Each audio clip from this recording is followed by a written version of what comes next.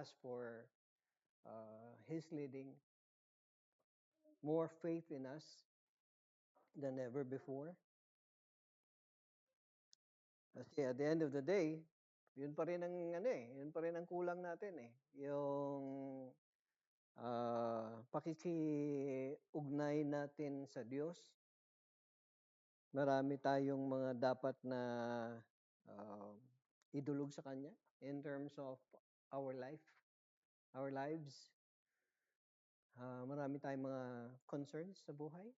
Na? Ang problema sa ating mga tao, okay, lalo-lalo na sa mga Kristiyano, believers. I'm talking about believers mostly. Marami mga believers, they tend to uh, over-emotionalize the things that are happening in their lives. So emotion, emotion, emotion, not looking at the greater encompassing power that can help us. Kaya marami, they are overwhelmed, na-overwhelmed sila sa mga nangyayari sa kanilang buhay in terms of the relationships that they have inside the house or at work.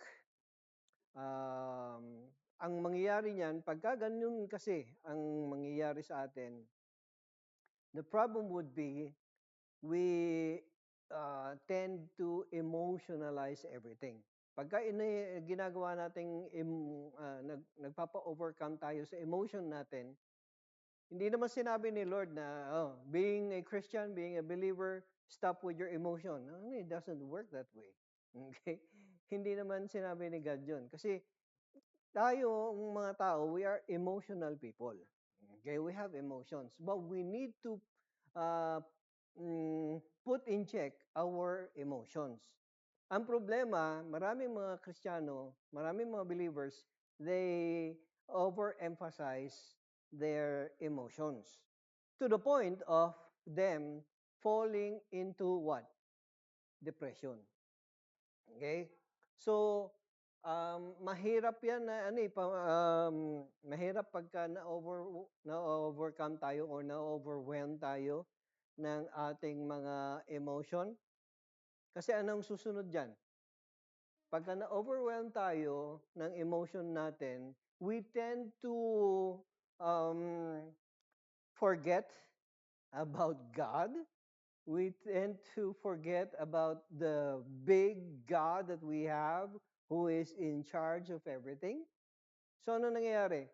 We tend to work on too much of our depression. I'm not saying that depression is not real. Depression is real. But do not be overcome with depression. May mga tao, may mga Kristiyano ganyan, nagpapa-overcome sila ng depression. Oh, it's me. Woo, it's me. I'm very sad. I'm very overcome with my emotion. Not thinking, they keep forgetting that they need to give this emotion up to God. Okay? Ang problema, nagpapatalo tayo sa emotion natin. Once na nagpatalo tayo sa emotion natin, anong nangyayari? Anong nangyayari? Na-overcome tayo, di ba? Pagka na-overcome tayo ng emotion natin, it tends to take a toll on our relationship with one another, our relationship with other people, our work, okay? Kung paano natin gagawin yung trabaho natin, at kung ano-ano pa. Okay? So you need to understand, yes, it's true. Depression is real. Depression is real, but you have to overcome it. Hindi mo dapat pinakikita yung depression mo. Okay? Kasi hindi ka you need to understand that we as Christians we ought to be overcomers. Tama? Kung overcomers tayo ng lahat ng bagay, like for example, we ought to be overcomers of evil things, of sin. Di ba? We are overcomers of emotions. We are overcomers of Hindi sinasabi ha, listen here, hindi ko sinabi na dahil Kristiyano ka na, dahil born again ka na, ay dapat kalimutan na natin yung emotion natin. No, doesn't work that way. Okay? Ano ibig kong sabihin? Ano sinasabi ko rito? Sinasabi ko, pagka tayo ay na-overwhelm ka ng anger, ng galit. Kasi ito ang tendency ng depression eh. Pagka na-overcome ka ng emotion mo, you tend to what? Dwell in it, di ba? Kaya ang nagiging result niya, nagiging depression. Tama? Oh. Let's say for example, anger. And you want to dwell in your anger. Parang gusto mong alagaan, gusto mong haplus-haplusin yung anger mo. What happens? What happens with your anger? Pagka nag-alaga ka ng isang bagay, ano nangyayari sa isang bagay na yan? Ito ay lumalaki. It grows. So let's look at anger. Pagka pinag-aralan mo at pagka yung anger mo, kunwari galit ka dito sa isang tao, inaalagaan mo yung galit mo sa kanya, anong nangyayari? Lumalaki, di ba? Lalong lumalaki, lalong nagiging na-impress sa iyo yung mga bagay na ginawa niya sa iyo. So anong ginagawa mo ngayon? To the point of hindi ka lang angered sa kanya, hindi ka lang galit dun sa tao, dumarating yung point na what? Anong ginagawa mo dun sa tao, sa mind mo? Pinatay mo na siya, pinapatay mo. Ilang beses mo nang pinatay yung kaaway mo sa isip mo? Ilang beses na rin siya nabuhay. ilang beses na siya nabuhay, ilang beses mo siyang pinatay sa mind mo. And see, we're sinning. Right? We are sinning. Nagkakasala tayo. And so what do we do with this? This anger, we need to address it. We need to open it up to other people. Para nang sa ganun yung anger natin, yung sama ng loob natin, mag-subside at mawala. And at the same time, we can offer this up to God. Okay? We can give it to God. Para nang sa ganun, yung anger na yan, mawala siya, siguro, merong indifferent ka na lang dun sa tao. Then later on, magsusubside na naman siyang ganyan, may tampo ka na lang sa kanya. Okay? And then magsusubside na naman, and then you will look at that other person as a what? A potential gospel presentation. Di ba? Kasi galit ka eh. Ngayon, hindi ka na galit. Dahil nagtatampo ka na lang sa kanya, you will look beyond your anger. Okay? Now that you have looked beyond your anger, anong gagawin mo? Siguro, magiging kaibigan ko ito pagka share ko sa kanya yung magandang balita. Di ba? You have turned the table. Kaya wag nating alagaan yung anger natin sa kapwa natin. Okay? Kasi siya, nag-aalaga din siya ng anger sa iyo. Nagpapalakihan kayo ng anger ninyo sa isa't isa. So that is what it means by depression. Okay? Now, let's go to the message, which is not all about depression. Nabanggit ko lang yun. Out of nowhere. Ang message natin ngayon is recognizing the real Christ. Okay? Recognizing the real Christ. And we'll be going into 1 John chapter 2 verses 18 to 19. Ito yung magiging message natin ngayong umaga. Kasi merong some people, some pastors or ministers or priests will come to you and they will talk about Christ. Now, ang tanong natin, saan galing ba? Saan ba hango yung Kristo na sinasabi mo sa akin? Now, if the Christ that we are talking about does not come from the Bible, that's the wrong Christ. Okay? Para sa akin, naniniwala ako mga kapatid, na kung gusto mong pag-aaralan, kung gusto nating pag-aralan at makilala ng mabuti, ng malalim, kung sino si Kristo na ating Panginoon na tagapagligtas, ay magpunta tayo sa salita ng Panginoon. We go back to the Word of God. Okay? Because the Word of God is the only authority that can point us very clearly to Jesus Christ and no one else. Okay? So, on the onset, naniniwala ako na kumikilos ang demonyo. Okay? Naniniwala ako na kumikilos ang devil sa gitna natin, amongst us, to uh, tell us what we want to do and what we want to uh, think.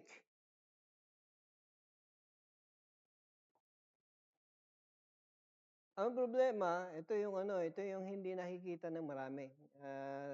The devil has produced 100 or hundreds of antichrist. Okay? Maraming antichrist. Now, bakit kailangan nating pag-aralan yung Christ? Para nang sa ganun, ma-recognize natin yung antichrist. Okay? It's also the same. Uh, yung mga bank tellers, yung mga nasa bangko, yung mga teller na nandun sa likod na kumukuha ng pera natin pag nag-deposit ka, nung nag-aaral sila, they have mastered what? They have mastered identifying what the real money is. Hindi sila nagmaster sa fake. Okay? So, ibig sabihin, pinag-aralan nilang mabuti kung yung tunay. Okay? Now that you have recognized what is real, you know how to identify what is fake. Okay? And so this is the reason why we need to go back to the Word of God and learn from the Word of God what is real. Okay? So that we can know what is wrong. These are people, yung antichrist na tinatawag natin, these are people who are deceived and denies the deity of Jesus. Okay? Ito yung tinatawag natin na yung mga antichrist o antikristo. Yung mga antichrist o antikristo na tinatawag, they themselves do not believe already. Ngayon, tayo naman na naniniwala sa antichrist, tayo rin yung na-deceive nila. Okay? So both are deceived. Okay? Kaya yun ang nakakalungkot kasi if that would happen, if you do not recognize, ito yung malaking problema. If you do not recognize the real Christ, what will happen? You will eventually follow the fake one. 'Di ba? Kasi hindi mo alam kung paano mag-distinguish ng kung ano yung original at yung fake. Tama? Kaya kailangan tignan natin, tunghayan natin mabuti para nang ganoon hindi tayo maliligaw. Okay? They do not just believe, but they also teach falsehood to many people to draw them away from the truth with their lies. Kaya kailangan maging absorbed din tayo into the learning of the real thing where the Word of God is teaching us what and who the real Christ is. Okay? Kasi habang pinag-aaralan natin kung sino yung tamang Kristo, anong nangyayari? Lalong tumitibay yung ating paniniwala at pananampalataya at lalong nagiging malinaw sa atin kung sino si Kristo sa ating buhay. Okay? Hindi siya si Kristo lamang na naririnig natin sa every Sunday. Okay? But He is the Christ of today, of every day. He is the Christ that we all need, not just for those who are in sorrow, those who are in need. Okay? Kaya nga dito nagbabank, dito namumuhunan ang mga anti-Kristo. Kasi may need kang malaki, di ba? Like for example, yung mga tao, anong need ng maraming tao ngayon? Salapi. Okay? They need money today. So what do? This Antichrist, these people who believe in the Antichrist, okay, and follow the Antichrist, what do? They uh, they invest on your need. yung need mo ay salapi. Okay? So, paglalaruan nila yung need mo ng salapi. So, anong gagawin nila? Ipaniniwala nila sa iyo, ipapamukha nila sa iyo na dapat ganito, ganyan. That is why, doon lumabas ngayon yung mga prosperity gospel. Okay? Kasi marami na, kailangan nila ng ganito. So, ito yung pag-uusapan nating mabuti. Yung pangangailangan nila ng salapi. Na hindi nila naintindihan ang dapat, ang main na talagang need ng isang tao. What is the major, the main need of a person? Is it money? What? It is salvation. That is the need of the person. It is salvation. Ang kaligtasan ang kailangan ko, kaligtasan din ang kailangan mo. 'Di ba? Lahat tayo kailangan natin ng kaligtasan. Saan? From where? From us, from sin. Kasalanan. 'Di ba? Dahil nabulit tayo sa kasalanan. Amen? Okay. parang, parang, parang malabo yata. Okay? Because we are all sinners and we all are bound to hell, we need a Savior. Okay? We need salvation. And this is the reason why we need to know the Christ who died on the cross for our sins. Yun ang dapat nating malaman at makilala. Hindi yung Kristo na ipinamumukha sa atin ng ibang mga nagtuturo na tinatawag nating prosperity gospel. Yung prosperity gospel kasi kailangan ganito, kailangan ganyan, kailangan may pera ka. Dahil anak ka ng Diyos, kailangan mayaman ka. Yun ang prosperity gospel. And kailangan maintindihan natin na hindi ganun ang nais na ipahiwating sa atin ng salita ng Diyos. Okay? Now, any man who denies Jesus as the Christ is an antichrist. Okay? Ito, maraming talagang nagsasaliksik. They are really into the lookout for that antichrist person. Okay? Talagang pinag-aaralan nila kung sino ba yung Antichrist na yan, sino ba yung 666 na yan, sino yung beast, and kung sino-sino pa. Not realizing that they have missed the whole picture. Okay? That is just a small point or part of the big story on salvation. Ang kailangan na nakafocus tayo ay makilala natin si Kristo bilang Panginoon na tagapagligtas, hindi yung Antichrist. So, we are not dwelling on finding out who the Antichrist is. Bottom line, okay, listen here. Bottom line, you want to know who the Antichrist is? The one who does not follow the Word of God. The one who does not believe in Jesus Christ. That is the Antichrist. Hindi lang yung akala natin kasi yung ipinapakita lang nila sa pelikula na Antichrist ganito, ganyan, ganon. Yung mga theory nila. Hindi yun. Okay, wag tayong mag-concentrate doon. May kilala ako May kilala ako, pumunta dito sa church noon Tapos, laging may manunood siya sa YouTube Mag-YouTube siya, panonoodin niya yung tungkol sa Antichrist, tungkol sa Revelation, tungkol sa mga Apocalypse, mga ganyan. Tapos, tatanungin niya ako. Pero when it comes to salvation, wala siyang masabi. When it comes to yung deeper relationship with Jesus Christ, hindi niya na-develop. Yun na nakakalungkot. Na-develop mo yung idea mo regarding sa Antichrist and the end times.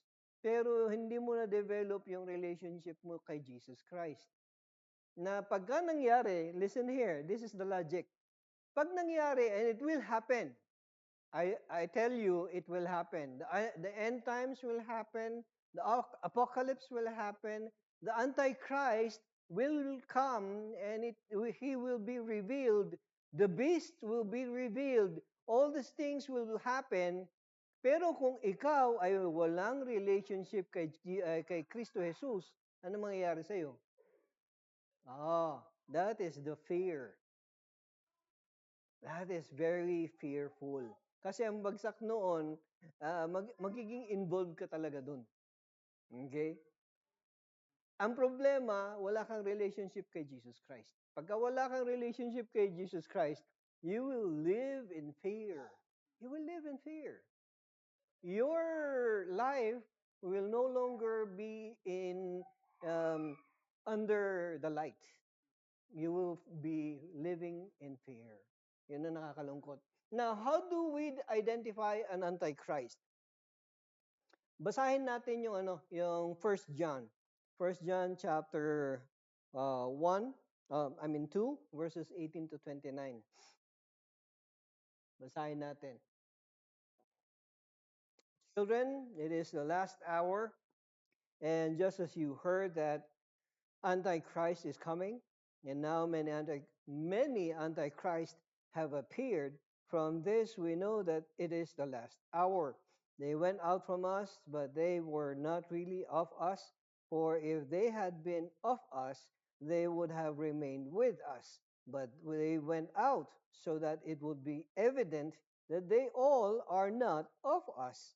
But you have an anointing from the Holy One, and you all know. I have not written to you because you do not know the truth, but because of you do know it, and because no lie is of the truth.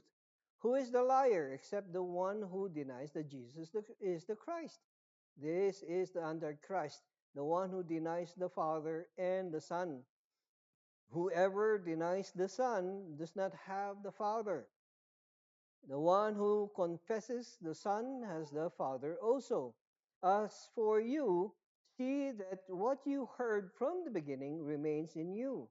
If what you heard from the beginning remains in you, you also will remain in the Son and in the Father. This is the promise which He Himself made to us, eternal life. These things I have written to you concerning those who are trying to deceive you. And as for you, the anointing which you receive from him remains in you. And you have no need for anyone to teach you. But as his anointing teaches you about all things, and is true and is not a lie, and not just as it has taught you, you remain in him. Verse 28, now, little children, remain in him, so that when he appears, you may have confidence and not draw back from him in shame at his coming. If you know that he is righteous, you know that everyone who practices righteousness also has been born of him. There you go. At the beginning of the reading, ang sabi niya, children, it is the last hour, and just as you heard that Antichrist is coming, even now many Antichrists have appeared. From this, we know that it is the last hour. It means here, ang gusto niyang pahiwatig dito, yung world system natin, yung sistema ng mga gobyerno at kung paano yung pamamalakad na nakikita natin, this is the system of Satan. This is his doing. Okay? At hinahayaan ng Diyos ito na mangyari upang sa ganun ay maisakatuparan yung pagdating muli ng tunay na Kristo. Okay? Kaya ah, ang ito nakakalungkot nagde-deteriorate ang sistema na in the world system that we are looking at. Okay? So much so much corruption is in the world right now. Okay? Walang pwedeng sabihin na na maganda at matuwid na gobyerno. Okay? Or the governing bodies around the world. Wala tayong masasabing matino. Okay? Meron at meron sablay. Okay? Ang nakakalungkot pa na isa dito, sabi ko nga kanina, it is deteriorating. When you say deteriorating, what is happening? Pagka sinabing deteriorating, it is dying. It is dying. It is slowly dying. At habang ito ay namamatay, itong world system natin, anong dapat nating gawin? let us not be frustrated. Marami na frustrate, di ba? Ang dami na frustrate sa naririnig nila sa news regarding corruption and so on and so forth. Okay? Wala nang pag-asa. Ito ang malimit kong marinig eh. Wala nang pag-asa ang Pilipino. Do you do you think so? Ha? Wala nang pag-asa ang Pilipino? What do you think? We still have what? Uh, huh?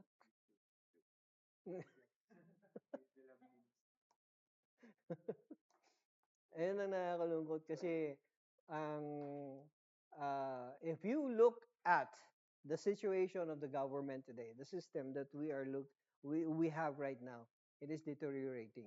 It is pointless actually. Parang nakakalungkot. Parang you you are about to throw away the towel, including the baby. Sabi nila ganyan.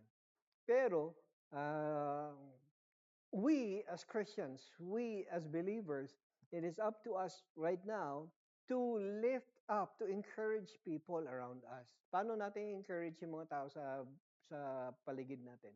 How do we encourage them? We encourage them by the gospel, the good news. We present the good news to people. Okay? Ihahayag natin ang magandang balita sa habang wala ng pag-asa ang gobyerno, habang wala ng pag-asa ang mundo, anong gagawin natin? Ipakikita natin ang tunay na pag-asa na matatagpuan lamang kay Kristo. Yun ang trabaho natin. Okay? And so, it is really very wrong, very, very wrong for us to be complaining. So complaining to the point na minumura na natin, isinusumpa na natin ang gobyerno natin at yung mga taong involved sa gobyerno without doing our task. Ang trabaho kasi natin ay maghayag ng magandang balita. Okay? Yung mga taong nakakasalamuha natin, may hayag natin sa kanila magandang balita, letting them know that there is hope. Okay? Letting them know that there is hope. And where is that hope? Where can we all find hope? We all can find hope in Christ alone. Okay? In Christ alone. Kaya kailangan, we all need to redirect the attention of, you don't have hope in the government. You don't have hope in the society. You don't have hope in the young people. You don't have hope in the old people. So, anong gagawin natin? We direct their attention to the source of all living hope. The living hope is Christ Jesus, our Lord, our Savior. Yun ang trabaho natin mga kapatid. Kaya kailangan, segue lang tayo, we need to support yung mga missionaries natin. Like for example, kina Pastor June, I think we have to pray for Pastor June. They're going through some decision making in the ministry. They're being called to another place. Okay? So, I pray that kung ano yung iiwan nila ay magiging maayos pa rin ang patakbo. Okay? In terms of gospel presentation. And yung pupuntahan nila will flourish for the glory of God. Okay? And then later on, come October, when is your biyahe, Pastor? 18. Yeah, October 18 until October 27, October 27. So more than a week. More than a week, they will be in Batanes for the new church over there. We need to pray for them. Let us pray for them. Safety nila. Okay? Safety and the increase of the gospel presentation in Batanes. Okay? Wag nating kalilimutan. At huwag nating kalilimutan na may dadaling pasalubong si Pastor Jason later.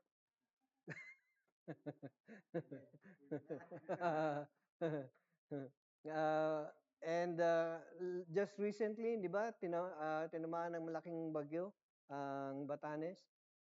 So let's continue to pray.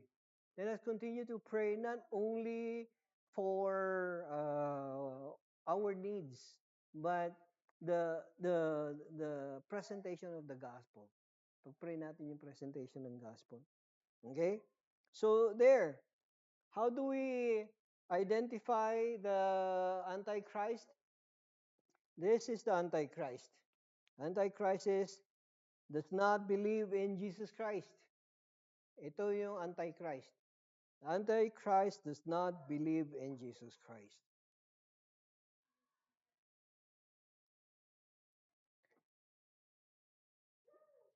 Kasi yung Antichrist believes he is the Christ. Okay, yun ang nakakalungkot doon. Number two, does not abide in God's word. Okay? The Antichrist will not look at the word of God as authoritative. This is the authority when it comes to divine things like the Word of God, like the work of salvation. Hindi niya paniniwalaan ito yung salita ng Panginoon. The Bible is not important. It is meaningless for the Antichrist. Number three, does not stay with the flock.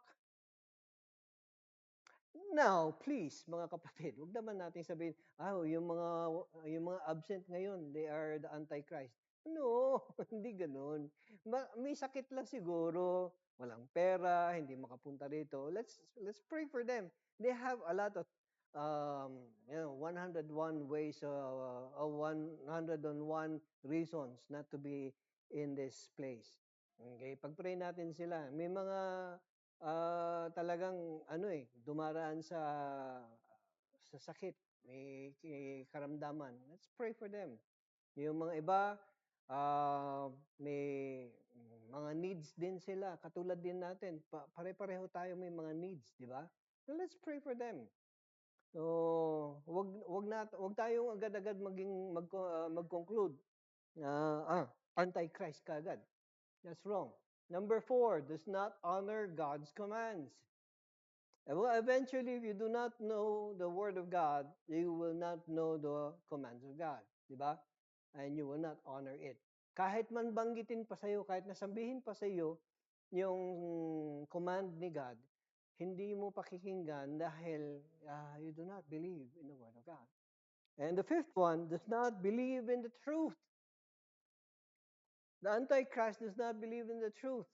Ang truth na pinaniniwalaan lang niya, yung sarili niya, yung kanyang pinaninindigan, yun lang ang alam niya na truth. Hindi niya alam kung ano yung salita ng Panginoon. Hindi niya alam kung ano yung message ng magandang balita. He doesn't believe that. Okay? So the truth is never with that person. Okay? That is the Antichrist. Now, moving forward, you want to see who the Christ is.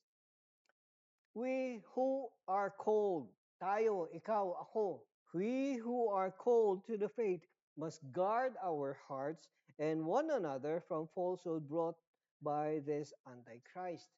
Kaya nga kailangan tayo mismo nagpapalakasan. And for example, like last Friday, we were supposed to gather, di ba? For prayer meeting. May prayer meeting sana tayo. Pero dahil kay Paulo, naudlot yung prayer meeting natin. Lakas din nung hangin, di ba? So, with that, I think if you still remember, I sent a message doon sa GC natin kung ano yung mga prayer concerns natin.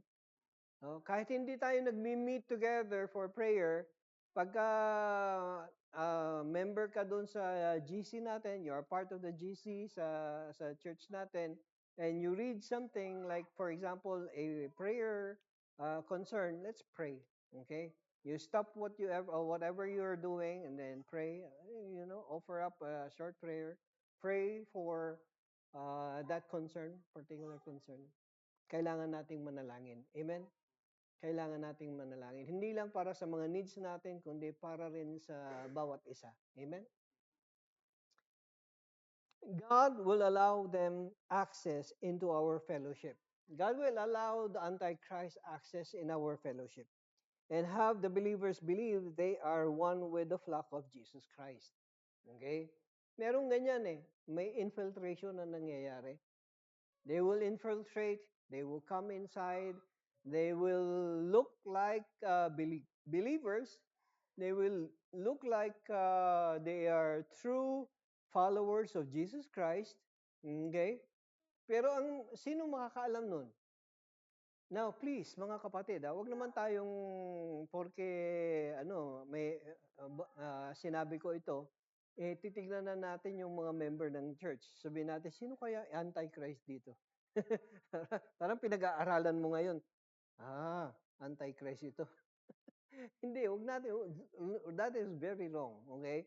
Instead, we pray for the body.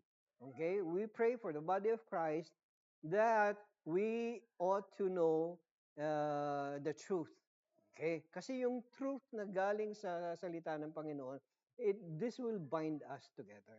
Okay? In the end, later on, kung sino yung matira. Matira-matibay dito, mga kapatid. Okay? Yung hindi matitira, yung sadyang aalis, hindi sa umalis ha, kasi marami na tayong mga kapatid na umalis dito at nagpunta sa abroad. And they continue to follow Jesus Christ. Praise God. Hallelujah. That is a very big praise for me. Okay? Pero ang problema ko dito, yung umalis sila sa church at hindi na sila nagpatuloy sa Panginoon. Yung hindi na nagpapatuloy sa Panginoon, ibig sabihin, they have chosen a different path. They have chosen a different God. Okay? Tayo, habang nananatili tayo rito bilang flock, then we continue as flock. Okay? Now, like for example, talagang hindi maiwasan at dadako kayo sa probinsya o ibang lugar. You will stay there for good, for a long time. Uh, that's okay. Wala namang problema sa amin yan. Walang problema sa atin yan. We can pray for you. Okay? But it is my encouragement that if you go to another place, look for a church. You look for a church that loves the Word of God, that follows Jesus Christ. Okay? Yun pa rin ang urge ko. Yun pa rin ang encouragement ko. Okay? For us not to stop from the Word of God. Okay? So, yes, there are times, marami akong nasaksihan na ganyan, nakiki-fellowship, pero iba yung kanilang um, uh, intention in terms of, coming into the flock. Meron pa nga kaming na-experience noon. One day, minessage ako, Pastor, sabi niya ganyan, minessage ako sa text Pastor, nakita ko na yung tamang daan. Sabi niya, ha? Sabi ko, ganyan, nakita mo na yung tamang daan? Saan yan? Sabi ko, ganyan, saan mo nakita yung daan na yan? Sabi ko, ganyan. Well, merong mga Koreano na pumunta sa kanya and they were talking and they were sharing to to her, something like the teachings of Zion, mga Zionist. Yun daw yung nakita niya na may God the Father, God the Son, God the Mother. All right, okay, sige. Marami na silang God. Gulat naman ako doon. Kasi nakakalungkot ha. Ito yung kung saan ako nalungkot eh. Kasi ilang kaming mga pastor ang nag-lead ng Bible study sa kanya. Ilang mga Bible study leaders pa ang naging leader niya. Okay? So ibig sabihin, talagang ay babad siya sa salita ng Diyos, okay? Pero up to that point, until now, hindi pa pala nag-sink in sa kanya yung katotohanan. That person may be, maybe for me for my understanding, sa tingin ko, yung taong yan, maka-antichrist nga siya. Because he doesn't know. She doesn't know, she doesn't believe in the truth. And that is one of the factors, traits of an antichrist.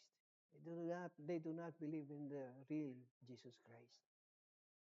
Pero do we, do we say that wala na, tuldukan na natin?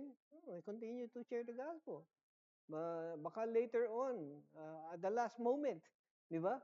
Maniwala siya. Maniwala siya. And, uy, ang dami kong pinuntahang gatherings. Hindi pa rin pala ako natuto. Merong mga ganun. So we need to learn. We need to learn and relearn and at the same time. So, sabi niya dito, these liars will even try to lead God's true flock away from God, and if possible, even the leaders of the church.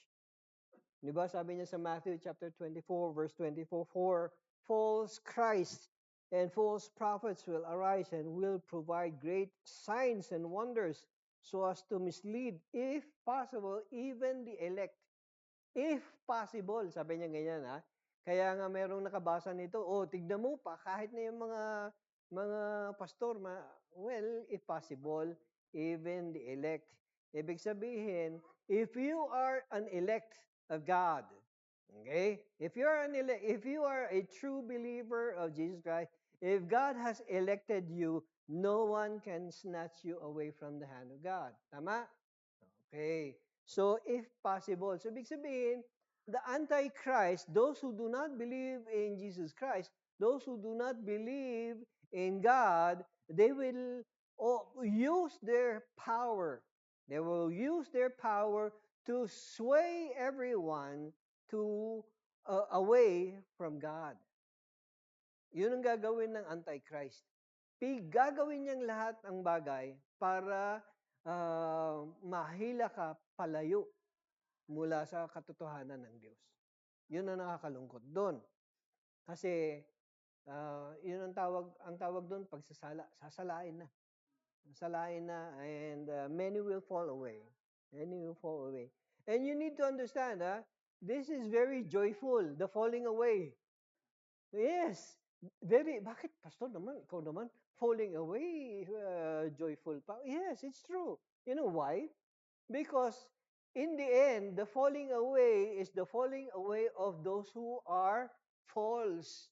Yung hindi totoo, mawawala na sila sa ating piling. So, ang matitira na lang, kung sino yung matitira, yun ang totoo. Yun ang mga mananampalataya. Yun ang ibig sabihin. Okay? So, moving forward, how do we safeguard? How do we safeguard ourselves and the church from the Antichrist of today? Our self-defense against falsehood is number one. Affirming Jesus as the Christ. We need to affirm Jesus as the Christ. The Jesus that is spoken in the Bible. The Jesus that we have learned. The Jesus who is born of the Virgin Mary. The Jesus who lived a sinless life. The Jesus who suffered and died upon the cross. The Jesus who rose from the dead. Siya yung ating paniniwalaang Kristo. Wala nang iba. Amen? Yun. Kasi merong mga Kristo, may mga Jesus na naririnig natin. May Jesus din dito sa Bible na hindi siya si Jesus. Okay? So, in 1 Corinthians chapter 12. Ano sabi niya diyan?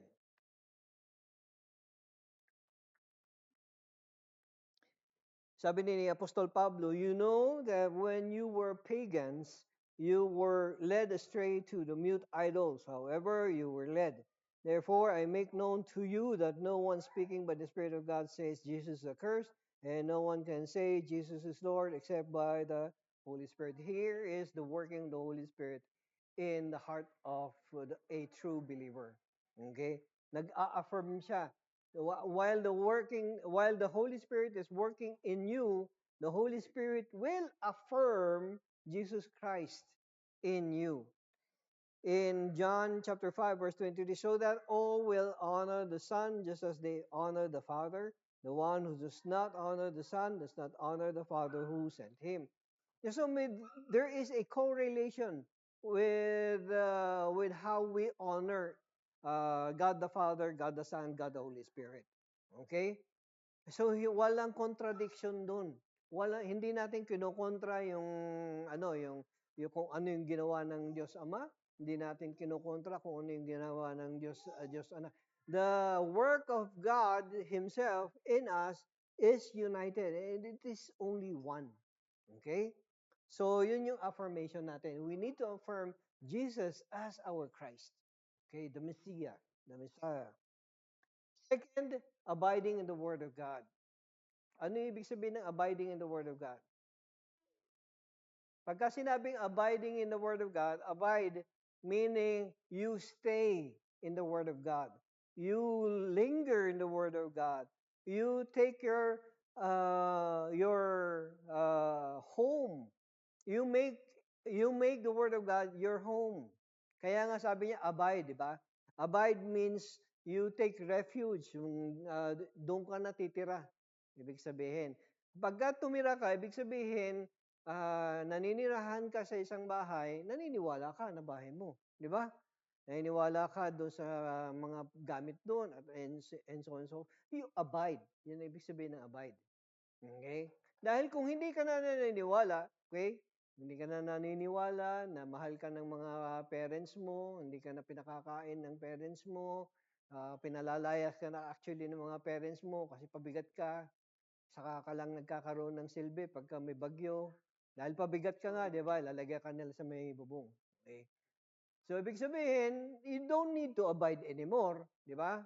But because you believe in God, in the Word of God, you stay with the Word of God. Amen? So that is what it means by abiding. Okay? Let's see. In Colossians chapter 3, verse 16, let the word of Christ richly dwell within you. Again, basahin ko let the word of Christ richly dwell within you. What do you mean by richly? Paano nagiging mayaman?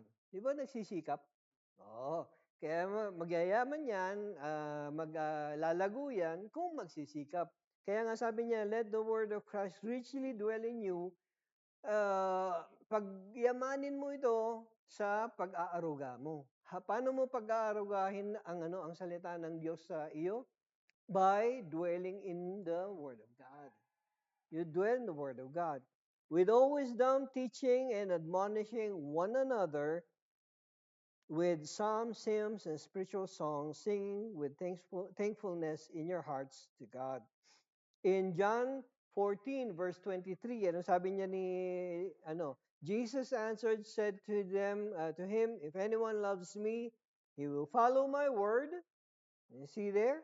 He will follow my word, and my Father will love him, and we will come to him and make our dwelling with him. It has something to do with loving the word of God. You cannot dwell, you cannot abide in the word of God if you do not love the word of God. Di ba? Di ba? Even to the point of like, there are times na masakit magsalita ang word ni God, di ba? Masakit. Pagka may instances na nabasa mo, may nabasa ka na talagang pumitik sa puso mo. Kinanti yung puso mo, nasaktan ka. Bakit ka nasaktan? Bakit? Kasi totoo eh. Nagsabi ito ng katotohanan na masakit. Okay? Even so, then you ought to value the Word of God. Amen? You ought to value the Word of God. At pangatlo, this is our self-defense, acknowledging the Holy Spirit. Acknowledging the Holy Spirit. How do we acknowledge the Holy Spirit? In John 14:26, but the Helper, the Holy Spirit, whom the Father will send in my name, he will teach you all things and remind you of all that I said to you. So it is not just on your own accord. It is not just on your own ability, on your own wisdom that you learn and abide in the Word of God. It is the working of the Holy Spirit in you. Okay? Habang habang nagbabasa ka, habang you are taking in the Word of God, the Holy Spirit cultivates that Word of God inside of you. Okay? Siya yung nagno-nourish nito. Siya yung nagre-remind sa iyo. Lalong-lalo na pagka there are times na you are going through some difficulty in life. Di ba? May pinagdadaanan ka sa buhay. Parang ang hirap na. Hindi mo na alam kung kanino ka lilingon. Hindi mo na alam kung saan ka pupunta. Hindi mo na alam kung anong gagawin mo sa buhay. The Holy Spirit comes in to remind you of what to do, to remind you of what Jesus Christ did upon the cross for you, for your salvation. Okay? Even if even if you feel inside of you na wala ka ng kakampi. Okay? Lahat na lang against sila sa iyo, lahat na lang kaaway mo. Pero the Holy Spirit comes to you and tells you and whispers to you, ako ang kakampi mo. Di ba? God will remind you, Jesus Christ will remind you that ang kakampi mo ay ang Diyos. Never forget that the Holy Spirit indwells you. Amen? The Holy Spirit is inside of you in your heart right now. Okay? Ito ang nakakalungkot eh. Maraming nakakalimot nito. Nakakalimutan nila na sila ay pinananahanan ng banal na Espiritu. Pagka pinananahanan ka ng banal na Espiritu, ano man ang mangyari, saan ka man mapunta, saan ka man mapadako, the Holy Spirit will always speak to you. All you have to do is have an open heart. Para nang sa ganun, marinig mo kung anong sinasabi sa iyo ng banal na Espiritu. Amen? In 1 John chapter 3, verse 24, the one who keeps his commandments remain in him, and he in him. We know by this that he remains in us by the Spirit whom he has given us. Okay? The Holy Spirit reminds us of all the things that God has done for us. Okay? So do not expect na, oh, naku, tinamaan na ako ng Alzheimer, marami na ako nakakalimutan. That's only your brain talking to you. Pero if you love God, if you believe that the Holy Spirit is inside your heart, then the Holy Spirit will always remind you of who you are in Christ. Amen? Amen. So yun yung mga tatlo, mga kapatid, na kailangan nating matunghayan. This is our self-defense against falsehood or against the Antichrist. Number one, it is our affirmation of Jesus Christ as the Christ. Okay? Number two, it is our abiding in the Word of God. And number three, very, very important also, is how we acknowledge the Holy Spirit in us. Okay? Let us always acknowledge. Pagka sinabi mong acknowledge, you always speak, talk to make your conversation with the Holy Spirit. Okay? Kasi you need to understand, mga kapatid, the Holy Spirit is the third person in the Trinity. So person pa rin siya. Na pwede tayong magkaroon ng relationship. Na dapat meron tayong relationship. Amen? Dapat may relationship tayo sa Holy Spirit. Okay? And later on, we'll look. Later on we'll go through how we can develop a relationship with the Holy Spirit. Paano tayo makikipag-usap sa Holy Spirit? Okay? Amen? In conclusion, ang sabi niya dito, God has given us the assurance and hope of eternal life found only in Jesus Christ. And we must continue to faithfully trust that you who follow, will receive what God has promised to us. God has promised eternal life. Okay? God has promised eternal life for those who will believe, receive Christ as Lord and Savior. True to His word. God is true to His word. You will receive it in the end. Amen? In John chapter 10, verses 28 to 29, anong sabi niya dyan? Pakibasa nga ng malakas.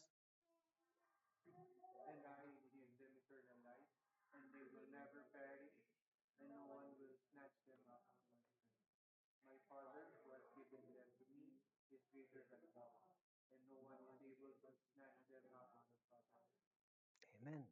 Let us pray. Father, pray for your continued working in us, strengthen us, and lead your people. It is true that uh, the church is not the church is not spared from the works of the devil. We will always find someone who will be against your church, your people, and Jesus Christ. And so I pray, Father, unite each and every one, unite your church, make us continue with our affirmation of Jesus as the Christ, the one you have sent. Make us look into your word always, abiding in the truth of your word, and then acknowledging the Holy Spirit in our lives. Father, we thank you for your word. And as we um, continue with the life that you have given us, I pray that each and every one of us will grow deeper in our relationship, not only with each other as church, but also with your word and with Jesus Christ, our Lord, our Savior. I thank you, O God. This is my prayer in Jesus' name. Amen. Amen. Amen. God bless us all.